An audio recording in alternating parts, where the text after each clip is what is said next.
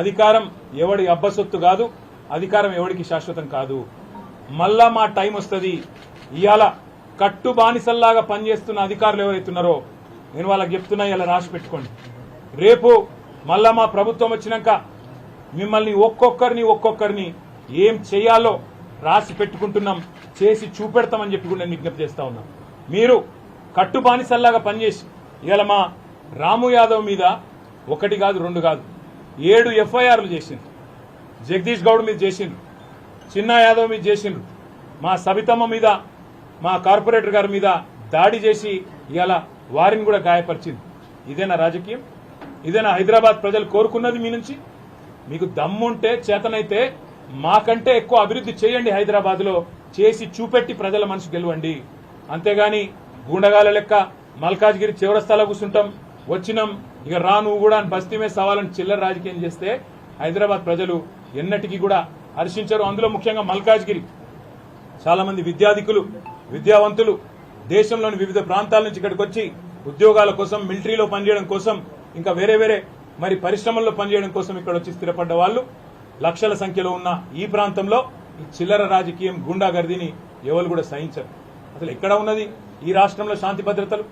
ఇక్కడ ఉండే ఒక ఎక్స్ఎమ్మెల్యే డైరెక్ట్ గా పోయి సిద్దిపేటలో మా మాజీ మంత్రి హరీష్ రావు గారి క్యాంపు కార్యాలయం మీద దాడి చేసి అక్కడ ఉండే బోర్డులు ధ్వంసం చేసి హరీష్ రావును పెట్రోల్ పోసి తగలబెడతా అని చెప్పి బహిరంగంగా కెమెరాల ముందు మాట్లాడితే కేసులు పెట్టలేని సన్నాసులు, పిరికి పందలు ఈ రాష్ట్ర పోలీసులు. మీరు ఏమో అనుకుంటున్నారు గాని పక్కాగా నేను చెప్తున్నా, రాసి పెట్టుకోండి. ఇవాళ శశిధర్ గౌడ్ అనే ఒక పిల్లగాడు రీట్వీట్ కొడితే ఆయన మీద కేసు పెట్టినరు, కానీ పెట్రోల్ పోసి తగలబెడతా అని కాంగ్రెస్ చిల్లర నాయకుడు మాట్లాడితే వాని మీద కేసు ఉండదు. ఇదేనా నీ పోలీసింగ్? ఇదేనా పోలీసులు నడవాల్సిన పద్ధతి? అధికార పార్టీకి తొత్తులుగా, కట్టు బానిసలుగా ఇదేనా పనిచేసే పద్ధతి అని నేను అడుగుతా ఉన్నా. ఇవాళ ఏకపక్షంగా లాగా పనిచేస్తున్నారో ఒక్కొక్కరిని ఏం చేస్తామో అధికారంలోకి వచ్చిన తర్వాత తప్పకుండా చేసి చూపెడతామని చెప్పి నేను విజ్ఞప్తి చేస్తున్నా. ఒక్క రాష్ట్రంలో ఒక ఐపీఎస్ అధికారి మరి చివరికి ఆ రాజీనామా చేసిపోయే పరిస్థితి వచ్చింది ఇట్లాగే వ్యవహారం చేస్తే. ఇవాళ మా సోదరులు, మా సోదరిమణులకు మొత్తం పార్టీ అండగా ఉన్నదని చెప్పేందుకే నేను కూడా ఇక్కడికి వచ్చిన. ఏ ఒక్కరి మీద ఒక చేయబడ్డా, ఏ ఒక్కరి మీద దాడి జరిగినా మొత్తం రాష్ట్ర పార్టీ మొత్తం వస్తుంది. అందరం ఎమ్మెల్యేల మేము కూడా వదిలిపెట్టాం. ఆ తర్వాత జరిగే పరిణామాలకు ఈ రాష్ట్ర డీజీపీ, రాష్ట్ర ముఖ్యమంత్రి, రాష్ట్ర హోంమంత్రిగా ఉన్న వ్యక్తే బాధ్యత వహించాలని చెప్పి కూడా నేను హెచ్చరిస్తా ఉన్నా. ఇవాళ చిల్లర రాజకీయాలు చేసుడు కాదు, దమ్ముంటే మల్కాజ్గిరిలో పనిచేసి ఎలక్షన్లు వస్తాయి, వచ్చి చెప్పు ప్రజలకు ఏం చేసినామో చెప్పు. మేం చెప్తాం 10 ఏళ్లలో మేమేం చేసినాం, మీరేం చేసినరో దమ్ముంటే చెప్పండి.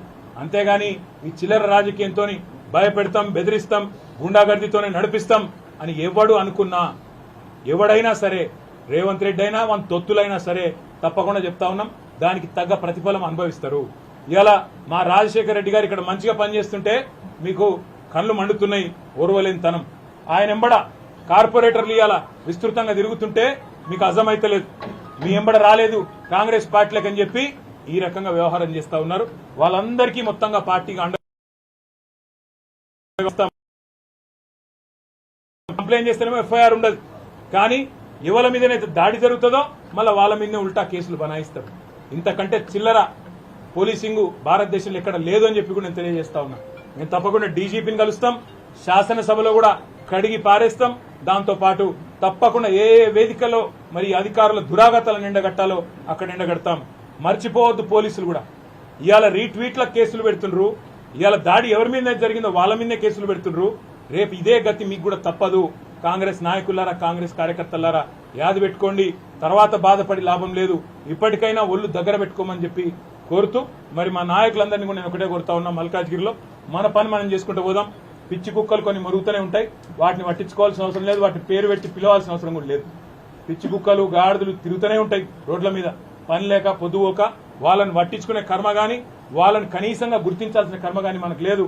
ప్రజలు ఎన్నుకున్న 50,000 ఓట్ల మెజారిటీతో గెలిచిన ఎమ్మెల్యే మీతోనున్నాడు, అట్లే గెలిచిన కార్పొరేటర్లు మీతోనున్నారు, ప్రజల ఆశీర్వాదం మీతోనుంది. మనం ఎవ్వనయ్యకు భయపడే అవసరం లేదు.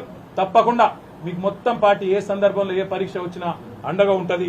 మళ్ళీ ఎప్పుడు ఏ అవసరం ఉన్నా ఒక్క ఫోన్ కొడితే మేమందరం వస్తాం, మీకు అండగా ఉంటాం, ఎవరు అధైర్యపడద్దని చెప్పి కూడా మా జిల్లా పార్టీ ప్రెసిడెంట్ గారు ఉన్నారు, ఇంకా మా మల్లారెడ్డి గారు, ఇంకా మా మిగతా నాయకులందరూ కూడా వచ్చిన వాళ్లకు ధన్యవాదాలు చెప్తూ పేరు పేరున మా కార్యకర్తలకు నాయకులకు కూడా మీరందరూ ఈ ప్రభుత్వం మీద పోరాటాన్ని యథావిధిగా ఇట్లే కొనసాగించాలని చెప్పి కూడా కోరుతూ జై తెలంగాణ.